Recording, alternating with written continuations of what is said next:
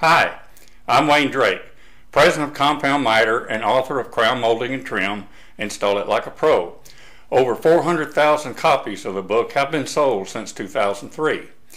If you've ever tried to install crown molding and trim, you've probably discovered it's no easy task, especially for the beginner. But don't worry, our second edition book covers every detail with easy to use instructions and is the only book you will find anywhere that covers crown molding on the slope ceiling. The book uses a simple three-step method which allows you to make the perfect cut each and every time. Plus, you get unprecedented free tech support. Just email me or call me and I'll be more than glad to assist you. Step 1. Measure the corner angle with your true angle tool, then read the angle directly on the tool dial. Step 2. Obtain your miter and bevel setting from the tables in the book. The tables contain over 24,000 saw settings and will cover any and all possible compound miter cuts. Step 3. Use the crown molding templates as a visual cue to set your saw using the miter and bevel from Step 2. The crown molding templates provide all of the setup requirements needed. Use the templates and you will never make the wrong type of cut. Horizontal turns, vertical turns, and ceiling turns are the only three types of turns that you can make with crown molding. Joint A is a horizontal turn, joints B and C are vertical turns, and joints D and E are turns in the plane of the ceiling, called ceiling turns. All crown molding templates have been used for this example. Joint A, for example, was set up using crown molding templates number 1 and number 2. Joint B was set up using templates 5 and 6 and so on.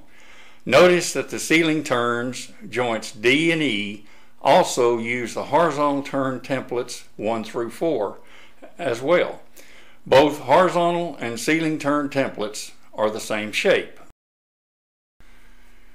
Most professional installers will tell you that the only way to install crown molding on a slope ceiling is to make corner blocks at each of the joint locations. This is simply because they do not have the right tools or information. Crown Molding and Trim, Install It Like a Pro will provide all of this in an easy to understand language for the beginner and the professional alike.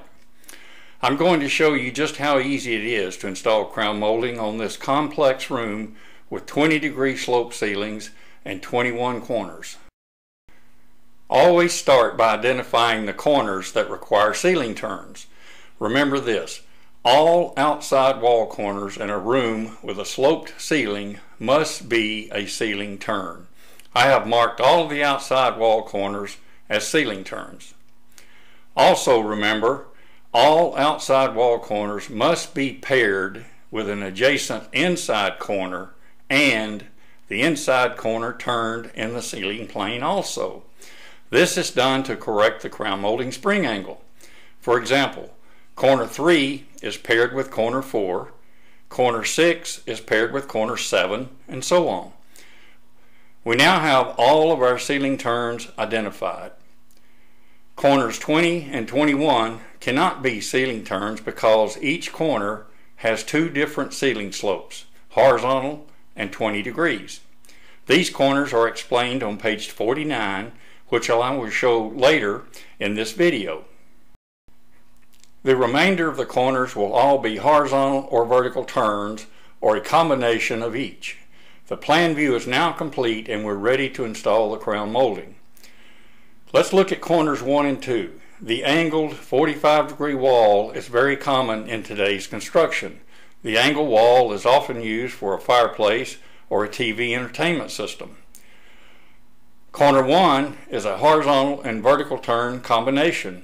Joint A is a 135-degree corner horizontal turn, and joint B is a 195-degree corner vertical turn. The crown molding at joint B turns upward and follows the 15-degree slope ceiling to corner 2. Corner 2 has 2 vertical turns and 1 horizontal turn.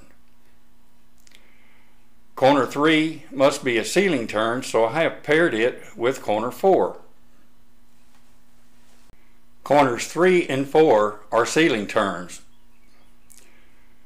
Corners 5 is a vertical turn and is where both ceiling slopes meet.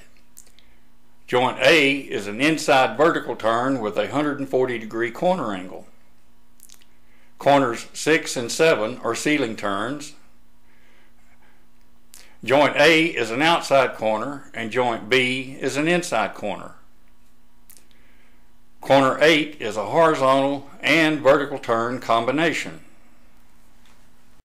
Joint A is a vertical turn and joint B is a horizontal turn. Corners 9 through 12 are all ceiling turns. This situation occurs when the crown is going horizontal on the low wall and you come to something that protrudes into the room. This could be a bookcase, fireplace, cabinet, or even a short wall. All of these turns are ceiling turns. Corner 13 is the mirror image of corner 8. Joint A is a horizontal turn and joint B is a vertical turn. Corners 14 through 17 are ceiling turns. This situation occurs when the crown is going up or down the slope and you come to something that protrudes into the room. This again could be a bookcase, fireplace, cabinet, or even a short wall. All of these turns are ceiling turns. Corner 18 is the same as corner 5. Joint A is a vertical turn. Corner 19 is the same as corner 8 and the mirror image of corner 13. Joint A is a vertical turn and joint B is a horizontal turn. As I mentioned earlier, corners 20 and 21 are not ceiling turns because each turn has two ceiling slopes associated with it.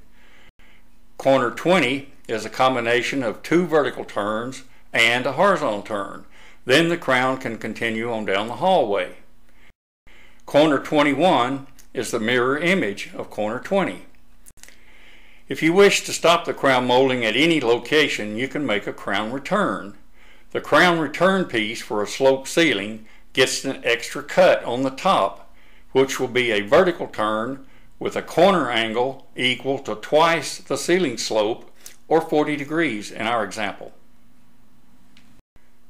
A crown return can also be accomplished at corner 21. As you can see from this video, crown molding can be installed on any sloped ceiling. It's all in having the right information and the tools to do the job. So throw away all those jigs and that tedious coping saw. The crown molding and trim book allows you to use your compound miter saw the way it was meant to be used. A properly mitered and glued joint will never separate and will not require any caulk. Visit us online or call our toll-free number and purchase the book and tools you need for your crown molding project. If you have any corners in your home that were not covered in this video, email me a plan view and photos of each corner, and I will be glad to tell you how to install it like a pro. Thank you.